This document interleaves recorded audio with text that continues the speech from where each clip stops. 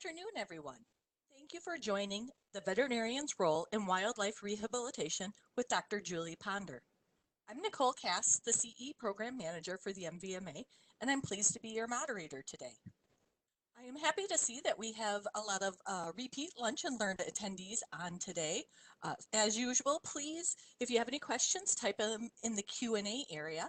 But I also see that we have some newcomers today. So a quick little tutorial. If you hover down near the bottom of your screen, you'll see a circle with a black circle with 3 dots. And if you click on that, there's a little, it will say Q&A, and you can open the Q&A pod so you can send questions that way.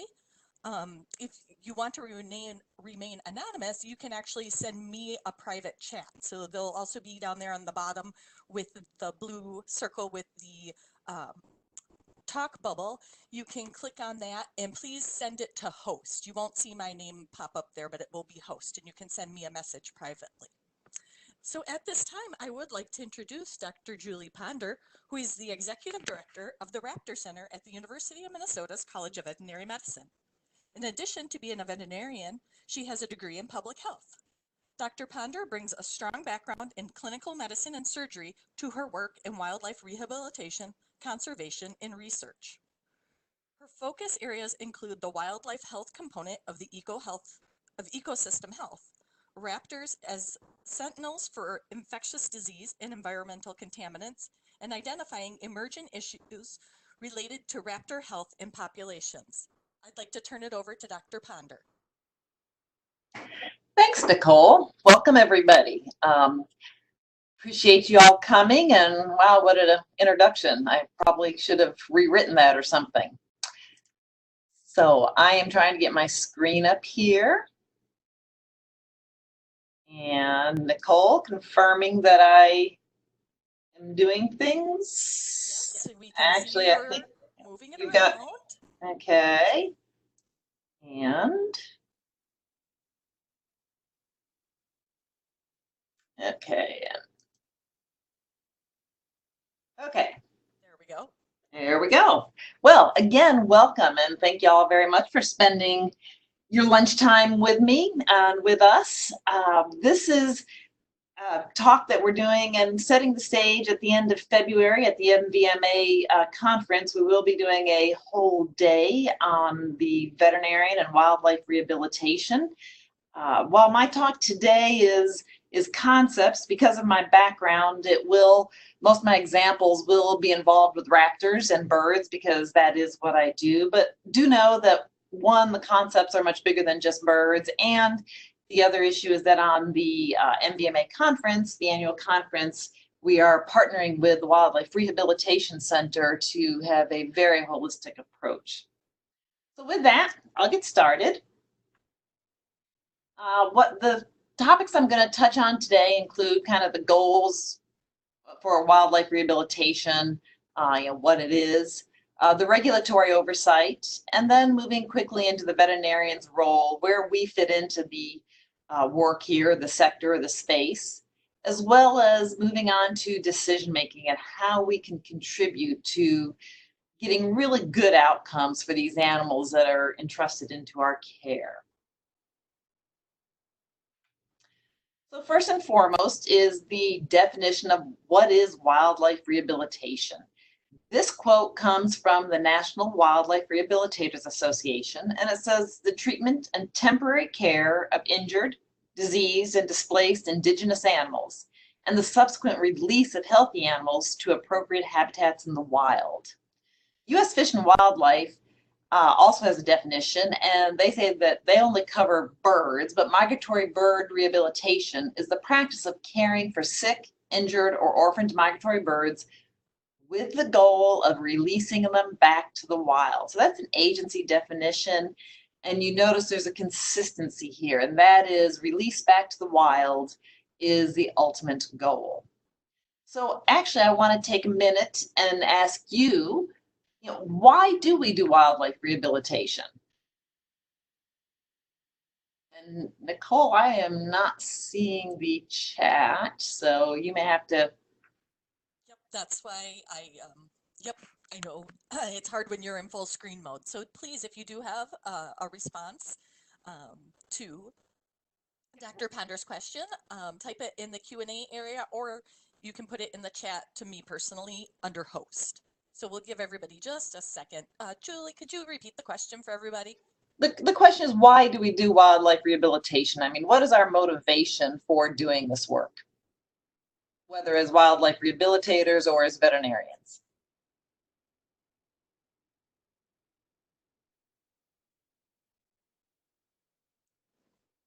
Give everybody just another second here. I'm not seeing any responses yet, so you're all being very quiet today. Maybe you've got your mouth full. One response, we've got to preserve species, to return wildlife back to nature, and so that they can survive on their own. So returning them to the wild, so for species or population issues. Conservation, ecology restoration. Yeah, contributing to the ecosystem, those roles that they fill in the bigger picture. You want to help clients who have found injured animals and they bring them into your office? Yeah, that's actually, so helping a client with an injured wildlife is actually a slightly different perspective than wildlife rehabilitators have. And as we've been working with our Partners for Wildlife initiative, we found that that actually does sometimes influence how veterinarians approach a case, because you have the added component of a client who is your source of income and has a relationship with you in other ways. So yeah, those are all really good reasons.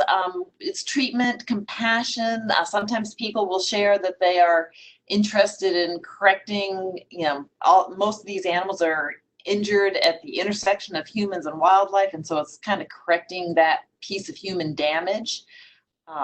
We also add in that we use these opportunities to gather data while we treat the animals to understand the challenges that are faced by the population. So by understanding why the animals are coming in, what problems or barriers or challenges that they are facing in the wild that are injuring them, that helps us with informing decision making and policy, etc. So we all have different reasons, and we have to recognize that the agency perspective has one perspective, and that is release back to the wild. So when we talk about wildlife rehabilitation, we have this triangle that I always call the Triad, and there's three key groups that are involved in this work. Wildlife rehabilitators are what everybody assumes are doing the work. And they are regulated by permits and laws and regulations from the agencies, federal, state, and other, and we'll get into that piece. And veterinarians have a key role here. And one of my personal soapboxes as a veterinarian who spent 16 years in private practice and has been working with wildlife for, well, I won't give you the number, but a lot more years than that.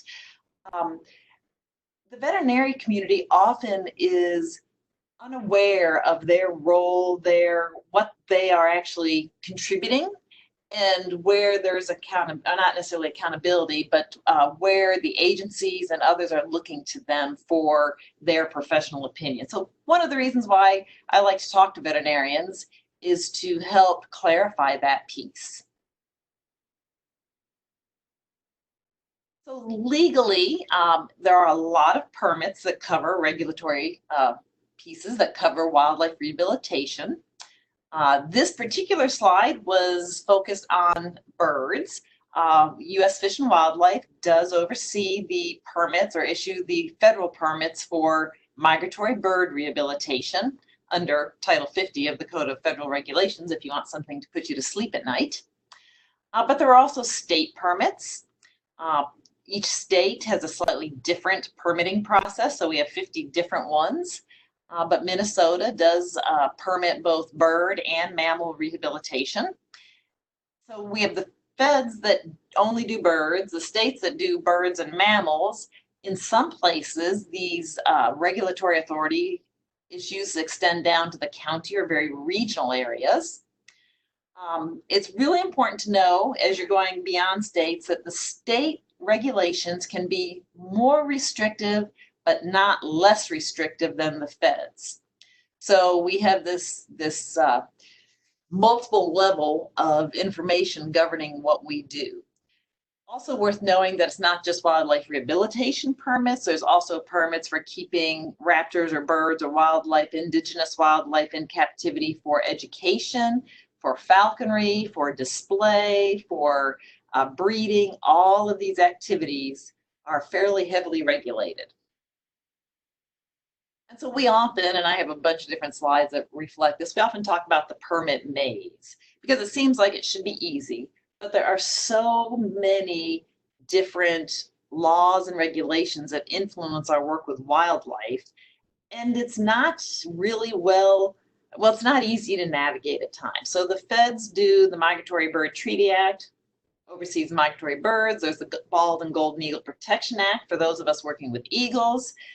Marine mammals, ironically, are under NOAA, the National Oceanic and Atmospheric Administration. So that's a totally different federal group. And of course, if you have endangered species, then you come under CITES. And as I said, 50 different states, etc. So a lot of different things. And the best advice I can give is to get to know your local people, the state person, usually the Department of Natural Resources or Fish and Wildlife, the state person who oversees rehabilitation, as well as your regional federal. So the Fish and Wildlife is in several regions. Here in Minnesota, we're in Region 3, and we have a really active group at the federal level. So then with all those rules and regulations, there's also the, quote, Good Samaritan rule. And basically, most states recognize a Good Samaritan variance that says that any public person can transport an injured wild animal to a wildlife rehabilitator for help. So not all states have a Good Samaritan rule, but it is important to know that it is acceptable to pick up an injured or ill wild animal. Best if you contact somebody to get some information on how to safely do that. But you can take it to a wildlife rehabilitator.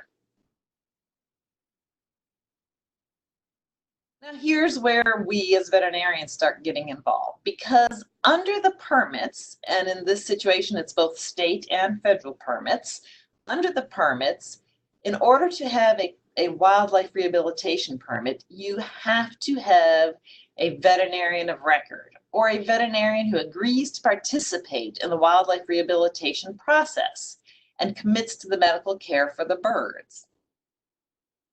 So then the question is, just what does this mean? Some of you may have already become the veterinarian of record for a wildlife rehabilitator. You may be interested in working with one. You may not even know that there's this legal requirement. It's not a really clear situation. This veterinary requirement is not well defined. What does it mean to provide care? Does it mean to provide care at all times? Is it pro bono? Is it at cost? Is it, are you supporting the wildlife rehabilitator? It's not clearly defined other than if you sign, you have some accountability there. The other thing that's really, really important to know is that since 2003, U.S. Fish and Wildlife has provided permit exemptions to veterinarians for emergency care. So while you don't necessarily have wildlife rehabilitation permits, you can treat a wild bird, wild animal, for emergency care to stabilize it, as long as you pass it to a wildlife rehabilitator within 24 hours of considering it stable. Anybody else see the loophole there? Like, what do we define as stable? So just good to know that you do have that loophole or that leeway to do that, and you should, as quickly as possible, get in touch with a wildlife rehabilitator. If you do happen to have an endangered species for your state or federally endangered or threatened species, again, you have permission to treat them, to provide emergency care, you should notify the federal agencies or the state agencies within 24 hours so that they know you have an endangered or threatened species. The agencies may dictate what you do relative to treatment or euthanasia, but a rule or a piece that I find veterinarians often are misinformed about is that they always have the right, they always have the authority to euthanize an animal to end suffering without additional permits. Many times I get feedback from veterinarians that they don't think that they can do that without getting permission from a wildlife rehabilitator, from the federal or from the state agencies. And if it comes to ending suffering, you do have that capacity under the regulations. So important to know, because we really want you to be the advocate for the animal, which you will hear more about that. Again, if it is an endangered or threatened species, you still have the ability to make that decision, and you should probably notify somebody. And it's a highly endangered species, and you can notify them before doing the euthanasia. That might be a valid thing, but you're not going to be in trouble if you make a decision based on ending suffering of the animal. Any questions on that? I'll let Nicole interrupt me if anybody comes up with questions while I continue. Sure will. So what is our role? What is the role of the veterinarian?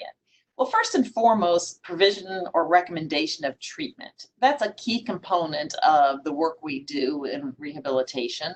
We can provide or recommend medical or surgical options. We have a huge role in relief of pain and in euthanasia. If you think about some of the challenges wildlife rehabilitators have with providing pain management and euthanasia in the absence of an active veterinary relationship, and many wildlife rehabilitators are isolated from their veterinarians of record for various reasons, this is something that we as a profession can bring, and it's actually the most intuitive part for us. We know how to do medical surgical care. That's what we do. Preventative care, preventative medicine, important. The decision to treat needs to be made on sound scientific and medical principles. It is a challenge at times to know what you can extrapolate from our domestic animal knowledge and what we can't. It's important to know if you're going to work with wildlife that you can reach out to any of us that work routinely or professionally in the wildlife space. All of us are willing to help provide information and feedback in order to get to the best possible outcome. I often caution that really it's important to consider your skills, knowledge, and resource limitations, not getting in over your head. This wildlife are not for experimenting, and we have quite a challenge sometimes when we go further than what we know. Important to partner with experts in biology or the ecology. Those are the wildlife rehabilitators often. That's a really important piece because we often don't have that knowledge. We are experts. We should be experts in preventative medicine, and I think that that's something that I challenge and encourage my colleagues to keep in their mind. A lot of things we see, such as metabolic bone disease, pododermatitis, these are things that arise secondary to management issues.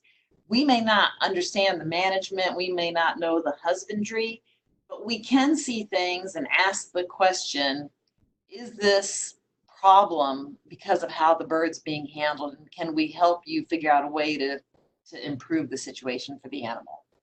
Again, my apologies for always using avian or bird language. It's just what I deal with every day.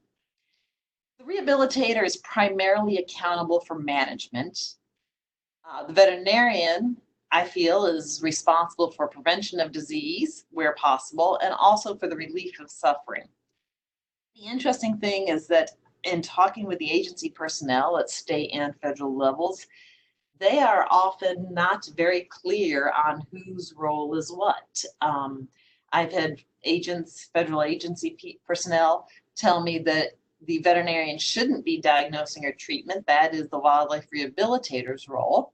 And of course, my response is very quickly, actually, diagnosis and treatment are solidly in the purview of the veterinary based on veterinary practice acts. And we often need the partnership of the wildlife rehabilitator to make the best decisions. Facilities for management are often a critical piece of preventing medical issues or medical sequela. So talking with people and knowing what you can do, that little broad wing in the wire cage, not a good plan. So that's medical and surgical care. And as I said, that's kind of intuitive to us. I think we also have a role in patient welfare, the responsibility, as I mentioned, to prevent and relieve suffering, recognizing that management is a source of pathology, but also that it's a holistic approach. We are trained to not just focus in on the injury or the primary problem, but to consider all of the pieces of the animal's condition.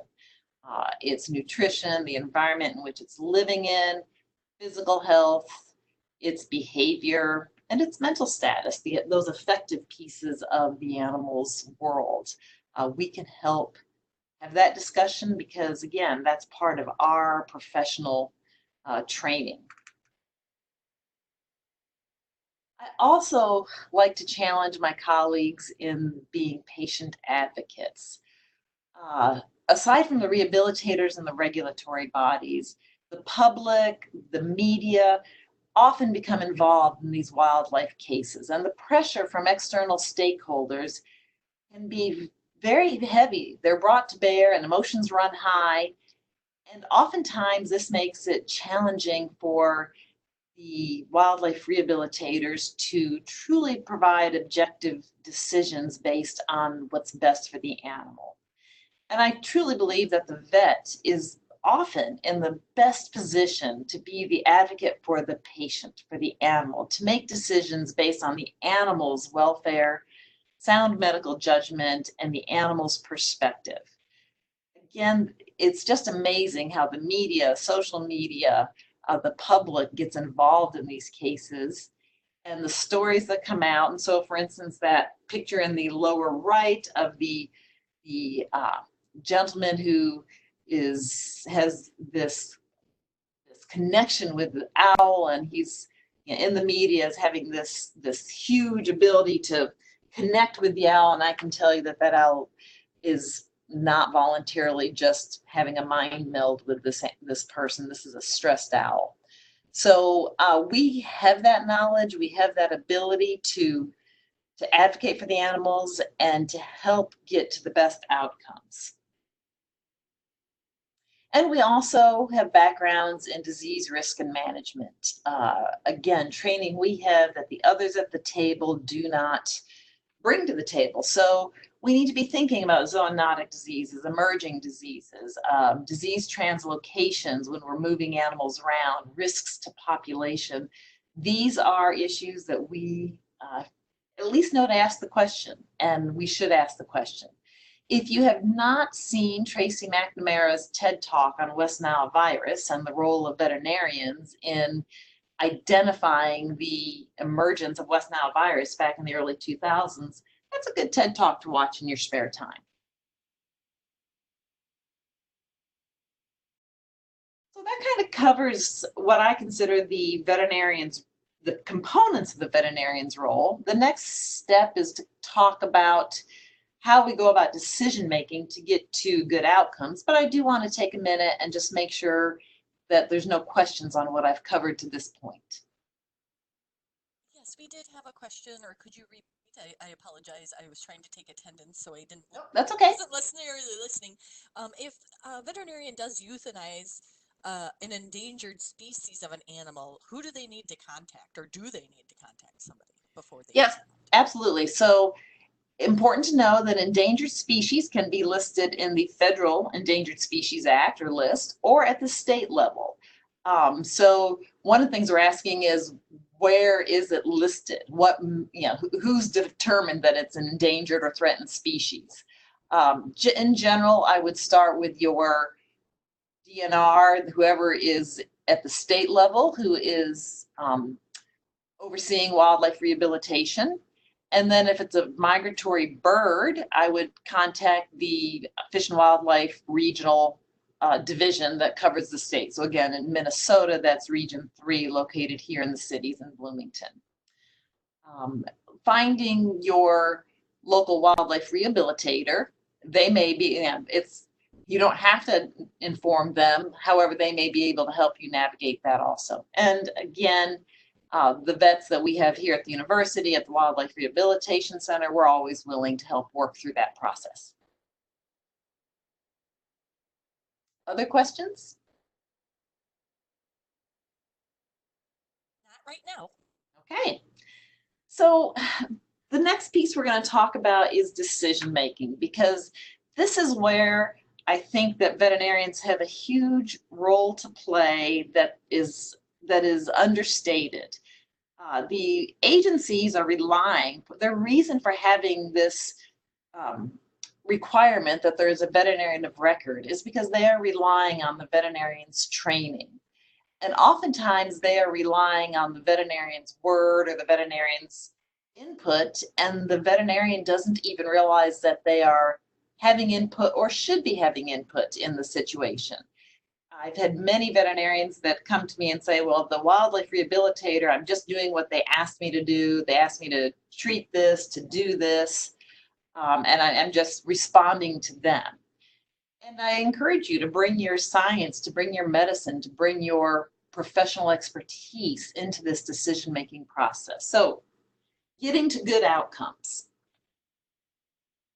The first step is the decision in the very beginning whether to treat or not treat a bird.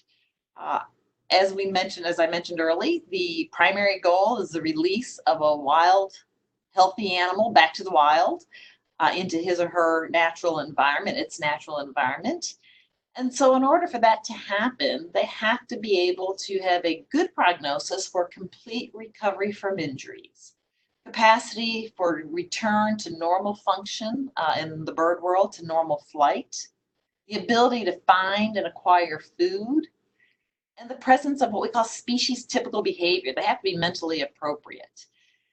Some people put the ability to mate and reproduce. Some states put the ability to mate and reproduce in as one of these criteria. So that can either be a regulatory requirement or a value judgment, but it may be a consideration. The major point is that this is not like our domestic animal world, where the animals are going to be provided food, their needs are going to be provided by an owner. The bar for recovery is very, very high in wildlife. And the prognosis for this level of recovery should be evaluated from the very beginning, and it should be a determination as to whether or not the patient's treated. It is extremely stressful. We can't kid ourselves. To put an animal, a wild animal, through treatment at a vet clinic, at a wildlife rehabilitation facility, we'd love to think that it's not stressful, that these animals are just totally relaxed, but we know it's stressful. There are many, many things we do to reduce the stress level. That's a whole nother conversation. But it is stressful. So if we're going to put these animals through the stress and pain and effort, I believe we need to think that there is a really good chance, like a very good prognosis, that they're going to get back to this complete recovery. We do have here at the Raptor Center what we consider a rule of thumb called the 3-strike rule.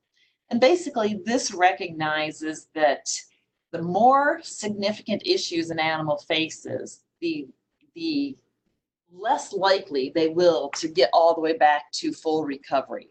So even if we have 3 major issues and each one of those issues is treatable, we know that having 3 major issues is going to reduce the chances that the bird can get all of them back healed well enough for release. So this 3-strike rule is a rule of thumb for us. But if we have a bird or an animal that has 3 major strikes against it, we have a team talk or a team conversation. Should we be putting this animal through the attempts to treat it? And so we'll talk about some of these impairments that you have in these pictures. But the first step that we'd love the vet to be at, we also talk about this with wildlife rehabilitators, is when the animal comes in, does it have a good chance to be released back to the wild? Back to our birds, important to know that this regulation is codified in the federal regulations. You must euthanize any bird that has sustained injuries requiring amputation of a leg, a foot, or a wing at the elbow, and or is completely blind. You must not sustain the life of any migratory bird that cannot, after medical management, feed itself, perch, or ambulate without inflicting additional injuries. This amputation requirement is not known by most veterinarians, and many veterinarians have been asked to amputate by rehabilitators for various reasons. And here's where things get really, really muddy, because you can request an exemption from, a veterinarian can request an exemption from the Fish and Wildlife Service. And so what happens is rehabilitators ask the veterinarian to request the exemption. The veterinarian doesn't really realize the significance of what they are asking. There's good reasons, and again, that's a whole nother talk, but there's good reasons for this regulation. And so they then request the exemption. The agency personnel say, wow, the veterinarian knows what they're talking about. And a bad decision is made for the animal. So when we look at euthanasia prior to treatment, we must look at things like, is the bird likely to survive? Is it likely to return to full function? Does it have an injury or something that requires euthanasia by the regulatory criteria? These are all questions to ask, and we want you to know that if you're uncomfortable or unfamiliar with the decision-making process, we want you to reach out for help. Again, criteria for release is full function in our bird world. That's flight, ability to acquire food, avoid annihilation, dodge predators, and socialize. But then we talk about release with partial impairments. What partial impairments are okay? Well, toe amputations are okay. The amputation regulation was foot, leg, or wing above the elbow. By the way, wing below the elbow, we'd like to see that one removed also, because actually they can't be released with any amputation of the wing. And there are concerns about keeping them in captivity with amputations. We'll talk about that later. But toe amputations can be okay. The trick is it depends on which toe and what species, how the species natural biology. So the halix in a raptor is never okay, but other toes sometimes are okay. Joint or patagial compromise. We do recognize that when there are fractures that extend into the joint, while they may be fixable surgically, most of those go to degenerative joint disease or arthritis down the road. And that becomes a survival issue for a wild bird. Again, very different than a domestic animal. So should we ever be doing a joint repair? Patagial compromise, that patagium is the leading edge of the wing. That is that elastic, creates basically the airfoil with which they fly. It doesn't take much abuse. And so if you have a patagium that is pretty damaged, it's probably not going to get back to normal flight. Loss of long bone length prevents normal function in a bird. I'm sorry, here's a patagial picture. So that's a patagium that's going to scar down. When it scars down, it's going to become fibrous and the bird's just not going to be able to fly properly. It'd be okay for a pet, not okay for a wild bird. You can see in this one that one leg is shorter than the other. Some bone shortening can be okay post repair, but anything more than 10% is probably not okay. So let's keep that in mind. Impaired vision is a very controversial one in some species. And blindness is, again, regulatory. It has to be a no. But sometimes birds just have or any animal just has partial impaired vision. And the question always comes, is that okay? In a bird like a peregrine falcon, a species that is very dependent on its eyesight for hunting, uh, probably can't take much impaired vision at all. The question comes with owls that are primarily auditory hunting. Um, can they be okay released with just one eye? Some of the challenges are that if the eye is damaged and changes the shape of the facial disc, that facial disc is important for their hearing.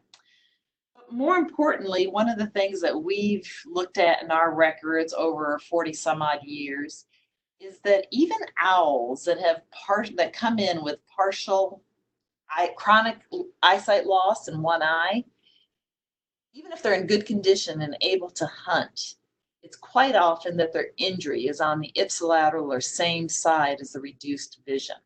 So they may not be able to dodge cars, dodge predation, dodge the problems that they face in the world, yet they can still hunt. So if there is impaired vision, it's a question to be asked if the bird should be moved forward or if the animal should be moved forward. And it's not just an easy answer. Again, one we're happy to talk through. When release is not an option, the question comes up about placement in permanent captivity. And here is where I get on my little soapbox and I truly challenge my fellow colleagues in the veterinary profession. Placement in permanent captivity can be an option.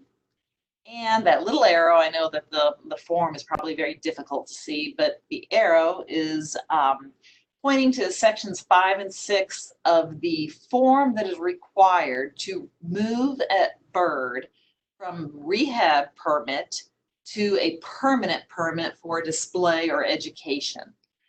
And if you could look carefully at that, it says that one, the veterinarian has to sign that this is an appropriate decision and must attach a statement or a letter confirming the bird's non-releasable, why it's not releasable, and there's a few other things that we'll get to a little later about whether or not it should be kept in captivity.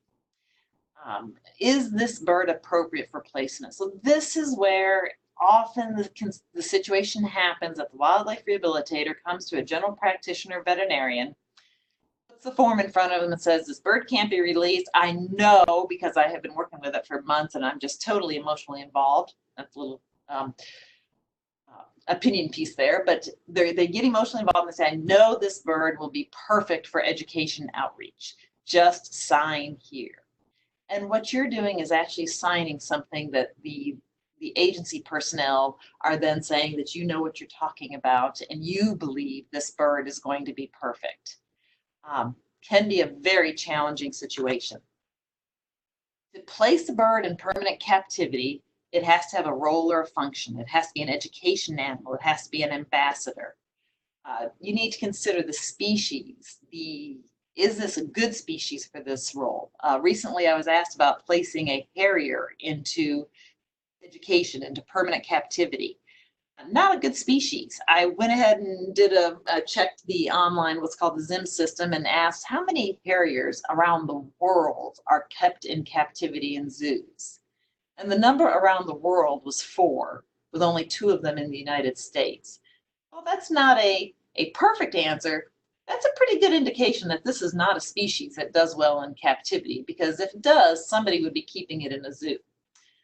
So the species, the age, reality is younger animals, hatchier animals, first or second year animals adapt to captivity much, much better than adults.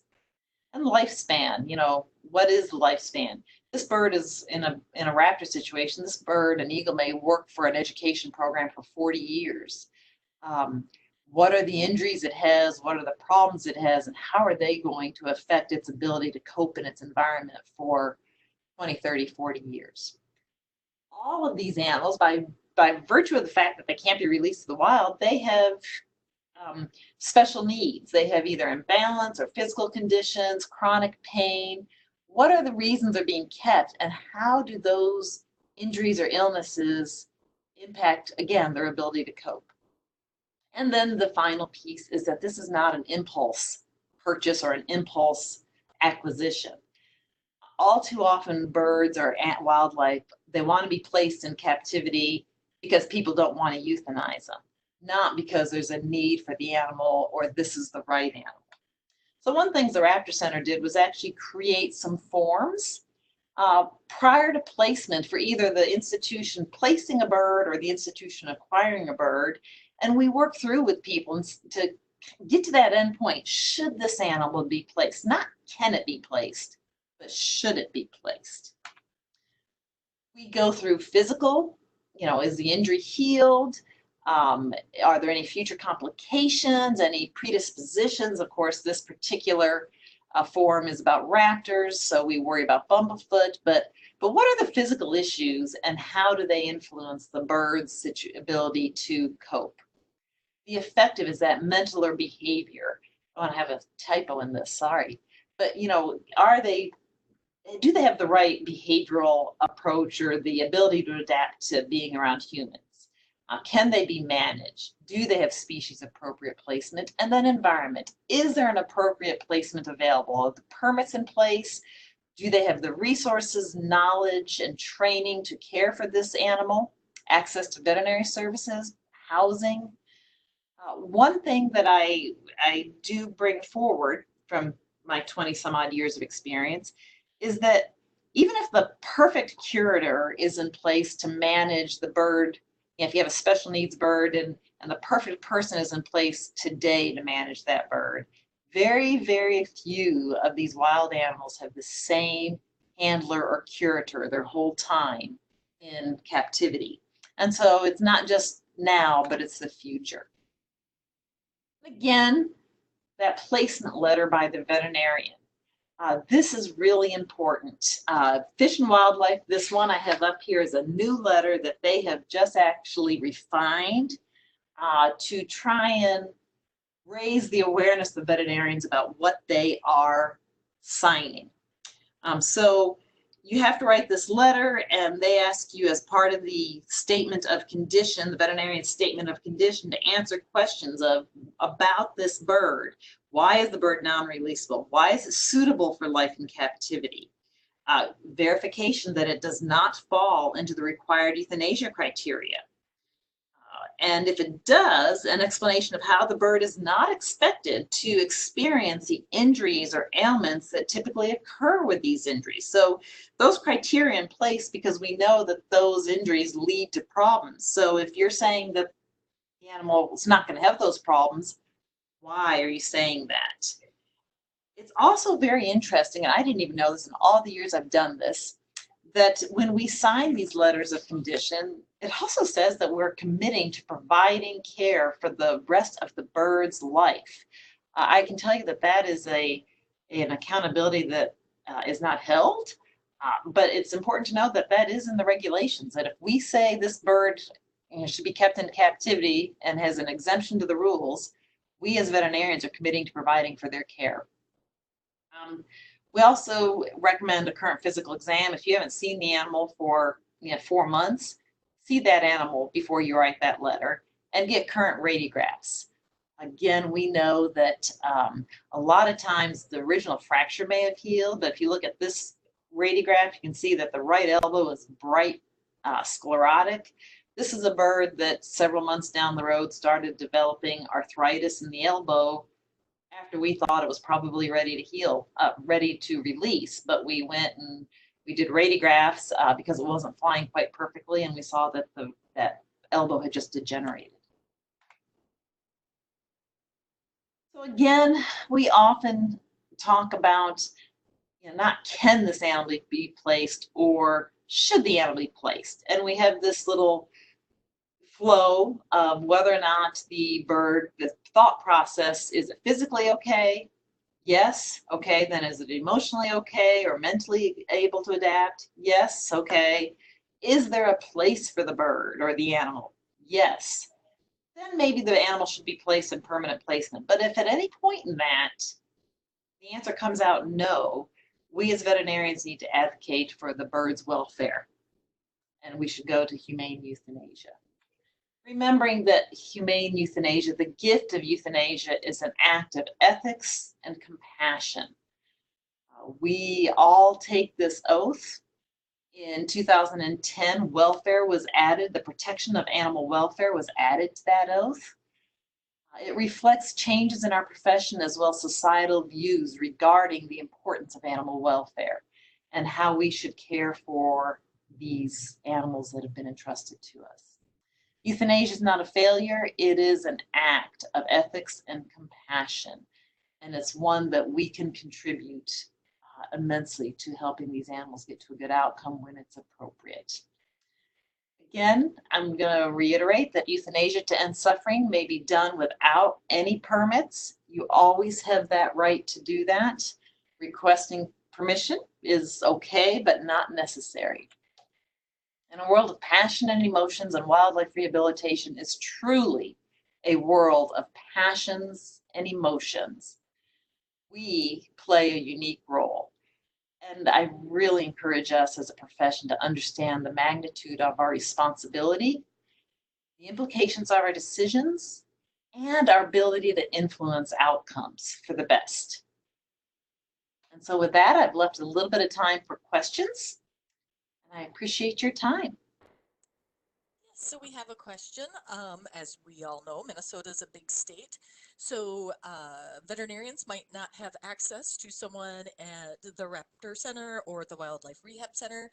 So is there a registry of wildlife rehabilitators, national or a state? How does one go about finding out who is a wildlife rehabilitator? Yes, the state does keep a list of wildlife rehabilitators.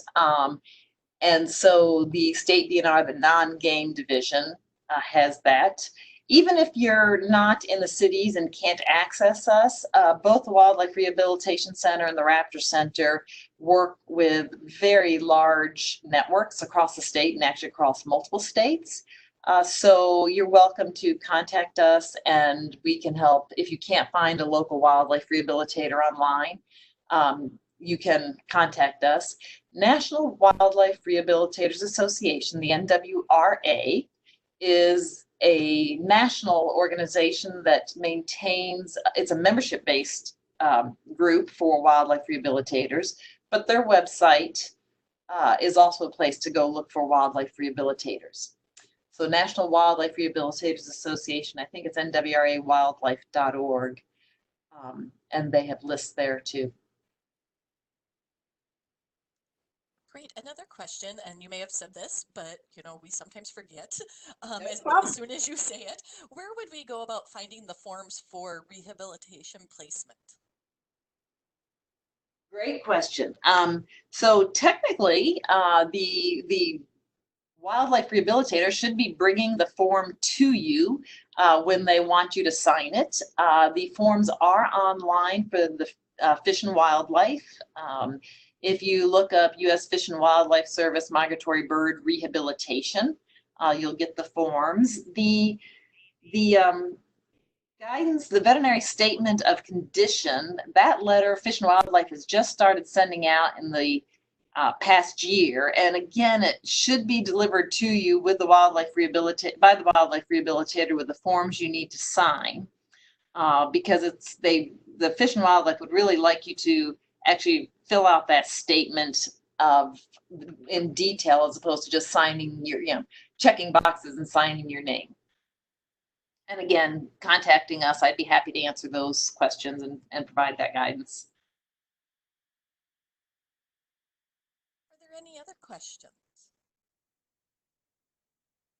Give everybody just a minute or two, think it through and type it in.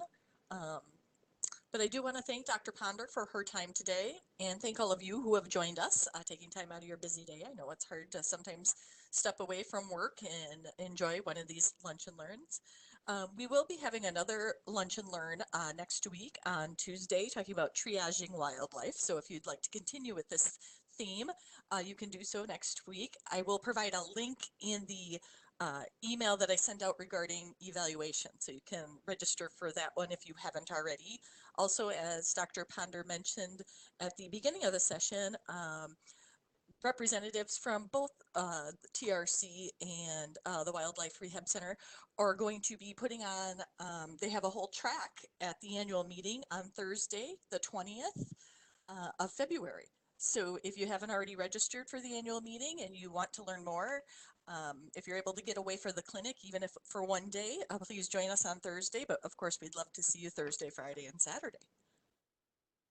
I'm not seeing any other questions right now. So again, Dr. Ponder, thank you so much for your time. And thank you, everyone. It's been a pleasure. Have a wonderful day.